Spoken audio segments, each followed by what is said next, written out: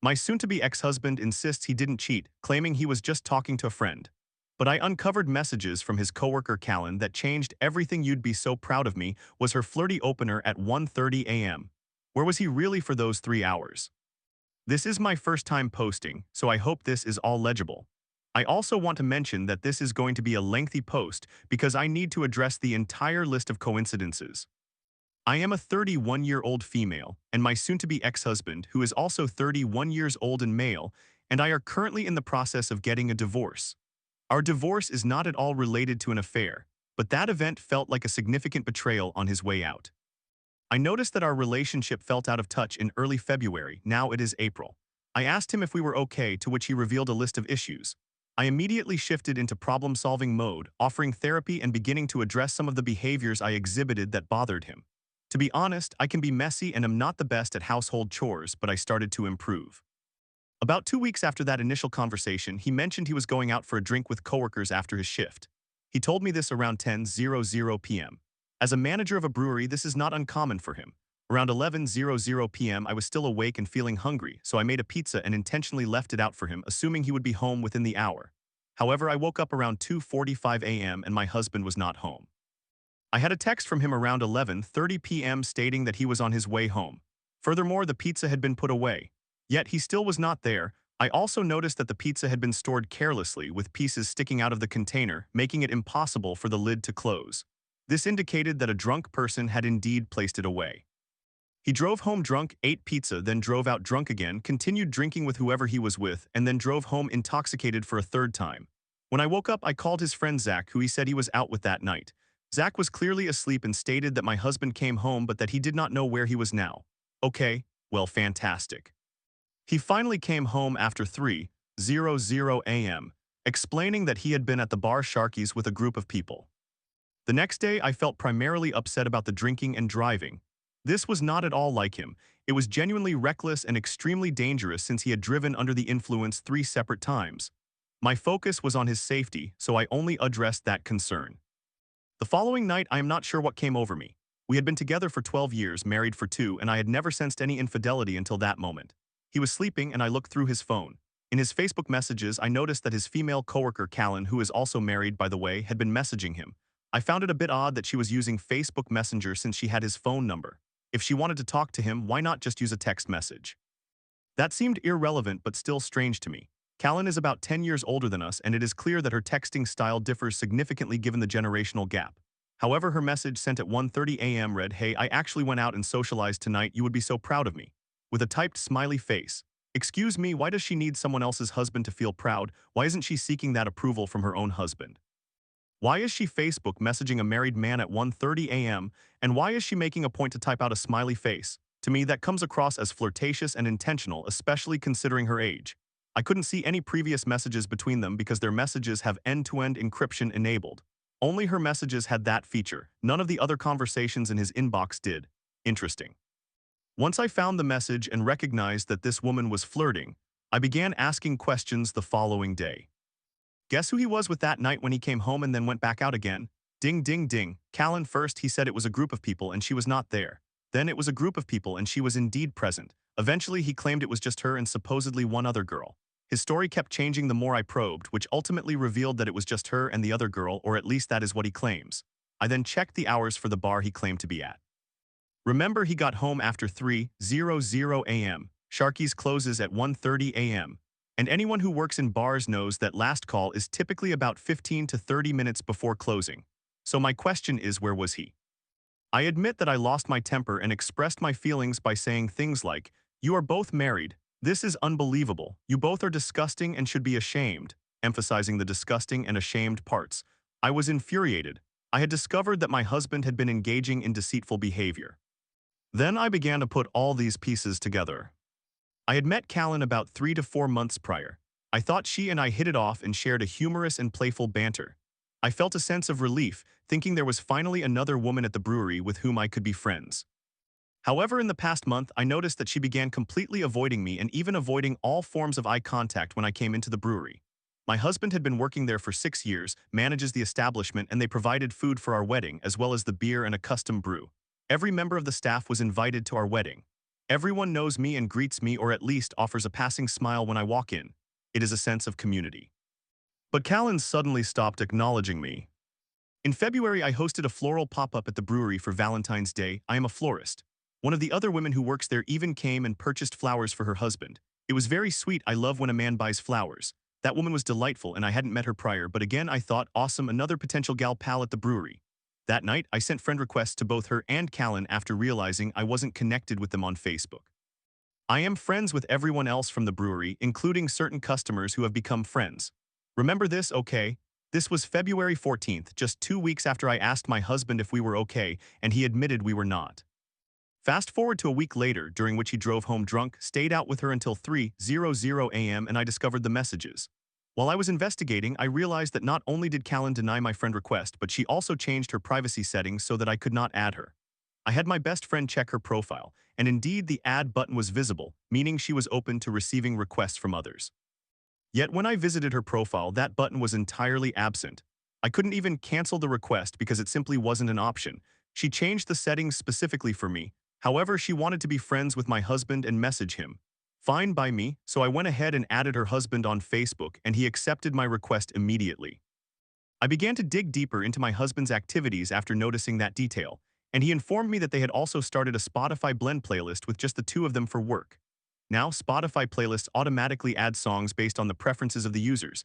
However, users can certainly remove songs. One of the sexually explicit songs added from her end to the playlist was Chappell Roan's Red Wine Supernova.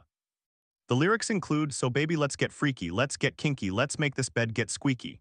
Excuse me, when my husband and I first started dating, we shared music and created mix CDs for each other. So while sharing music can be innocent, I find it notable that he has never shared such a genre with other women in the past, and it clearly crosses a boundary. Furthermore, Chappell Roan's music is primarily aimed at the LGBTQ community, so what married woman would leave that song on a playlist for a man who is her boss, suggesting that it serves a professional purpose? It just does not add up. I also noticed that in the most recent photo from the brewery where there is a group of people, guess who is standing next to whom? Him and Calyn. And who is standing next to whom in the video of his birthday toast? Him and Calyn. Perhaps a coincidence, but given everything else, it seems too coincidental. Another 2 weeks passed, and we reached the last week of February, the time when my husband asked me for a divorce. I was packing to move into my father's house at this point and again expressed how disappointing it was for him to be sneaking around as a married man with another married person. What did he reveal? Calyn and her husband are actually separated. Her husband has gone back home up east. We live in the Midwest. So when I initially found out she was messaging him and they were out until 3:00 a.m., I was expressing, "You should both be ashamed, you are both married." He let me assume she was still married, despite already knowing that she and her husband were separated. He also claims that she did not tell him directly but mentioned it to another coworker and he overheard it. My guy, whether she told you directly or not, it was apparent she was making it known to others that she was available. After fully separating, I asked my husband for one favor regarding the divorce. I asked him to please establish a boundary with the woman with whom he had an affair so that I could have closure. I requested that he delete her from social media, communicate only with her for work purposes, and stop socializing with her, such as going out for drinks after work. If there wasn't really anything inappropriate going on and she is not a significant person in his life, I asked him, what is the problem? I urged him to prioritize my feelings over hers. I made it clear that this was not a demand, merely a request, and I asked him to take a day to consider whether he could do this for me. A day later, he said he could comply. He deleted her from social media, removed their Spotify playlist, and sent her a message on Facebook establishing a boundary and stating that she is an employee and he is the boss, so they should only discuss work-related matters. Okay, that sounds good. I admit that I felt a bit petty after he sent her that message, so I went to her husband's Facebook profile. Remember, he had accepted my request, and I decided to like the 4 most recent posts that featured her. That way she would wake up to his message and see notifications from me liking her and her husband's photos. She blocked me and had her husband remove me. I can only imagine how she explained that to him in order for him to delete me, but I sincerely hope he is doing well. As a side note, he did make friends with another woman from a previous bartending job who was also in a relationship. However, here is the difference. They both talked about their partners and immediately introduced us for double dates. We all loved each other and I am still friends with her today. I even joined her bachelorette trip. We were invited to their wedding, I did the floral arrangements and they were invited to ours. We all established a friendship. I brought this example up and asked him, if you and Calyn were just friends and she is also married, why didn't you introduce us all? What distinguishes that friendship from the friendship you maintain with Calyn? He did not provide an answer and deflected the question entirely. I now realize I never received a response. Now recently he has backslid on all his admissions and claims that he did nothing wrong with her. He even complained to me of all people about how frustrating it is to avoid someone because of this. Oh, I'm sorry. Is it truly frustrating to avoid the woman with whom you had an emotional affair? I would be glad to offer my utmost sympathy. I asked him how this creates any type of dilemma for him. He provided a list of reasons. Working at beer festivals.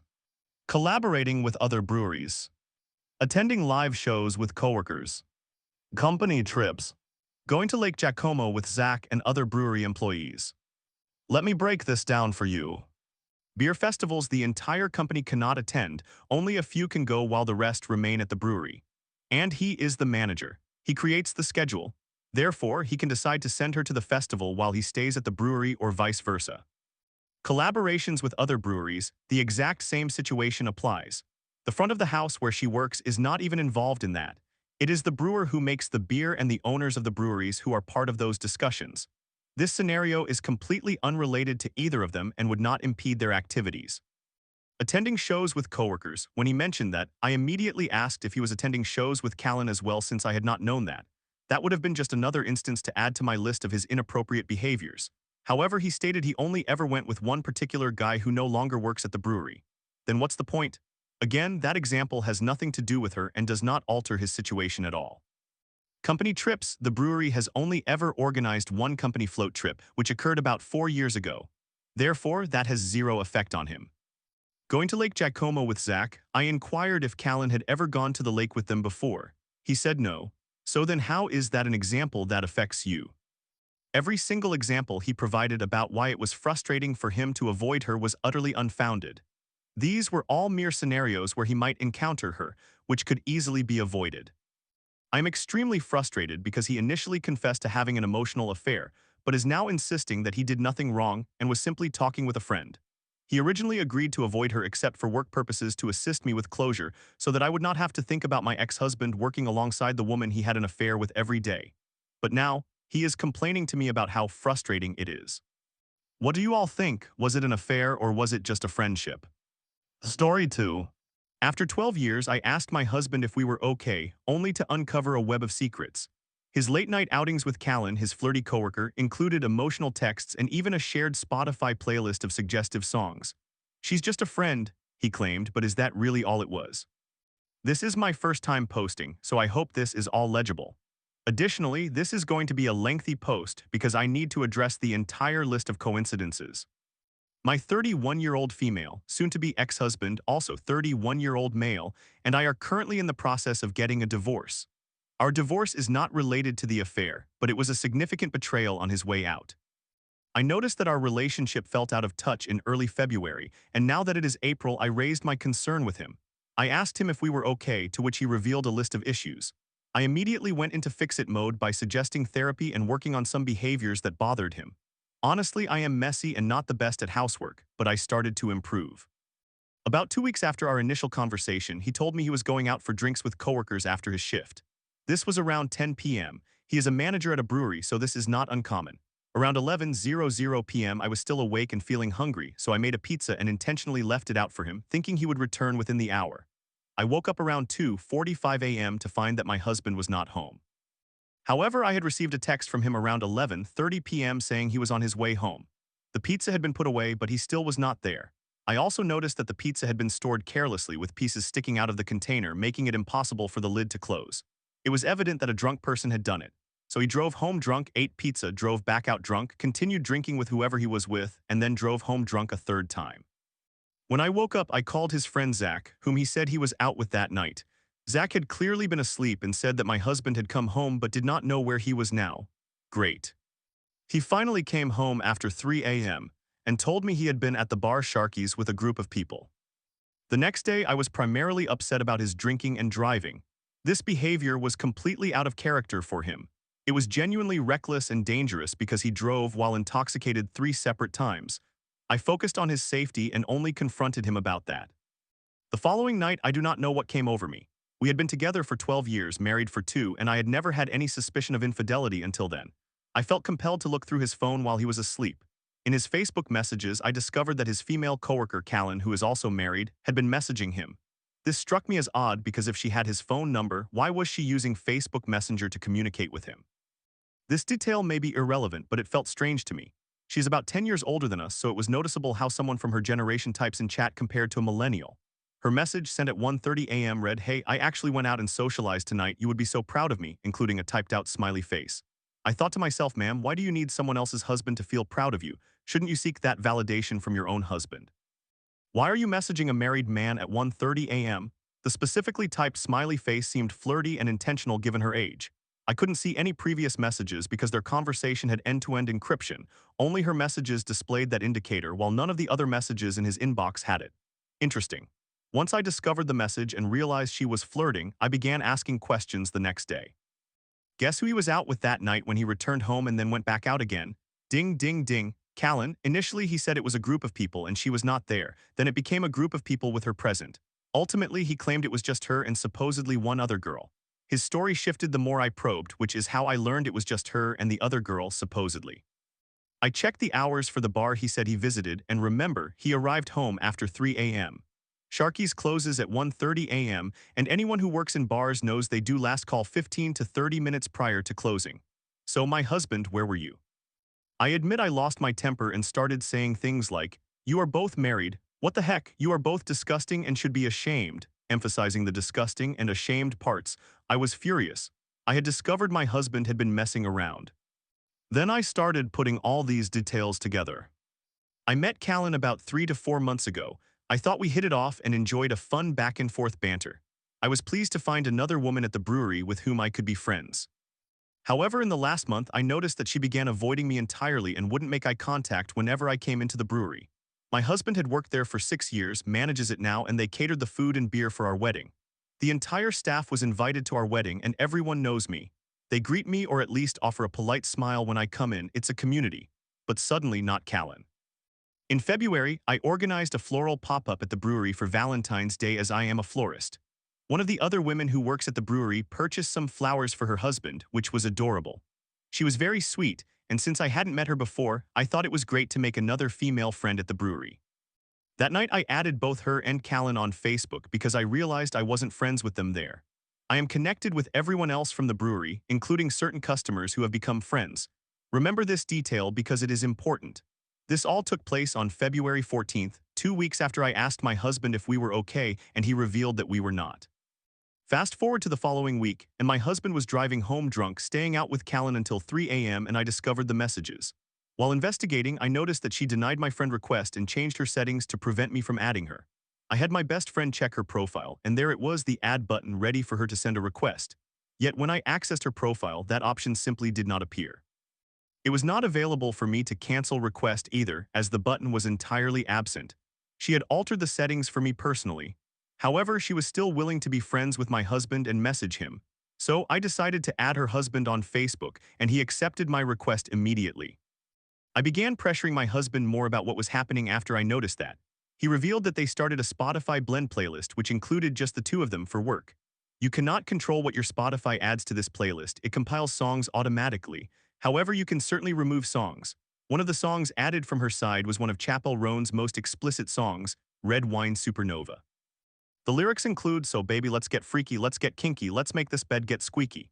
Excuse me, ma'am, when he and I first started dating, we shared music and created mixed CDs for each other. I understand that sharing music can be innocent, but I know how he uses it to connect, so to me this crossed a line. He had never done this sort of thing with other women, indicating that it was not ordinary. As a side note, Chappell Roan has a following among the LGBTQ community. What married woman would leave that song on a playlist intended for a man who is her boss at a brewery? It just doesn't add up. I also noticed in the most recent group photo taken at the brewery, guess who was standing next to whom? My husband and Calyn, and who stood next to whom during his birthday shot video? Him and Calyn. This could be a coincidence, but it seems suspicious with all the other details in play. Another 2 weeks passed, and we reached the last week of February, during which my husband asked me for a divorce. At this point, I was packing and preparing to move to my father's house. I reiterated to him how terrible it was for him to be sneaking around with another married person. What did he reveal? Calyn and her husband are actually separated. Ha, her husband returned home up east while we are in the Midwest. When I initially found out she was messaging him and they were out till 3 a.m., and I asserted that they both should be ashamed for being married, he allowed me to assume she was still married. He already knew that she and her husband were separated. He said she hadn't informed him directly but told another coworker and he overheard it. My husband, whether she shared that information directly or not, clearly wanted him to know she was available. After officially separating, I asked him for one favor regarding the divorce. I requested that he set a boundary with the woman he had an affair with so I could find closure. I asked him to remove her from social media, to only communicate with her regarding work and to stop socializing with her after hours. If there wasn't a genuine affair and she is not a significant person in his life, then what would be the issue? I asked him to please prioritize my feelings over hers. I made it clear I was requesting, not demanding, and asked him to take a day to think about whether he could meet that request. He responded the next day that he could do it. He removed her from social media, deleted their Spotify playlist, and sent her a message on Facebook to establish boundaries, stating that she was his employee and he was her boss, so they should only discuss work-related matters. I felt relieved. After he sent her that message, I admit I felt petty, so I went to her husband's Facebook profile and liked the 4 most recent posts he had where she was tagged. I hoped that when she woke up she would see the notifications from me liking photos of her and her husband. She blocked me and had her husband remove me. I cannot fathom what her explanation to him was to justify that action, but I wish him well. On a side note, he did manage to make friends with another woman from a previous bartending job who was also in a relationship. However, there was a significant difference. They both mentioned their partners immediately and introduced us for double dates. We all enjoyed each other's company and became friends, and I went on her bachelorette trip. We were invited to their wedding, I did the floral arrangements, and they were invited to ours. I brought up this example and asked him if he and Calyn were just friends, why he never introduced us all. Why did he not treat her the same way as he did our mutual friend? What is the difference between that friendship and the friendship he has with Calyn? He had no answer or simply avoided the question, and as I write this, I realize I never received any response. Recently, he has reversed his earlier admissions and says he did nothing wrong with her. He even expressed frustration to me, of all people, about having to avoid someone because of this. Oh, I'm so sorry. Is it frustrating having to steer clear of the woman with whom you had an emotional affair? Please let me give you my utmost sympathy. I asked him how this caused him any dilemma. He provided a list. 1. Working at beer festivals. 2. Collaborating with other breweries. 3. Attending live shows with coworkers. 4. Company trips. 5. Going to Lake Giacomo with Zach and other brewery employees. Let me break down each point for you. Beer festivals, the entire company cannot attend these events. Only a selected few can go while the rest stay at the brewery. And he is the manager, he is in control of the scheduling. Thus, he could send her to the festival while he remains at the brewery or vice versa. Collaborations with other breweries, the same situation applies. The front of house staff where she works has no involvement in this. The brewers who make the beer and the brewery owners are the ones engaged, which does not affect either of them in any way. Going to shows with coworkers. When he mentioned this, I immediately asked if he had attended these shows with her as I was unaware of it. He clarified he had only ever gone with another individual who no longer works there. Then what does this example have to do with her?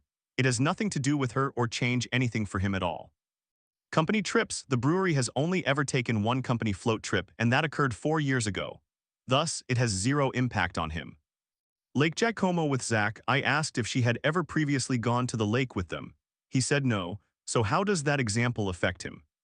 Every single example he cited as to why it was frustrating to have to avoid her was not based in reality. All were simply scenarios where he may come into contact with her, which could easily be circumvented. I am just so frustrated because he initially acknowledged having an emotional affair, but is now insisting he did nothing wrong and was merely talking with a friend. He originally stated he would avoid her unless it was for work, to help me achieve closure and prevent me from constantly worrying about my ex-husband working with the woman he had an affair with daily. Now he is complaining to me that it's frustrating. What do you all think? Is this an affair or is it just friendship?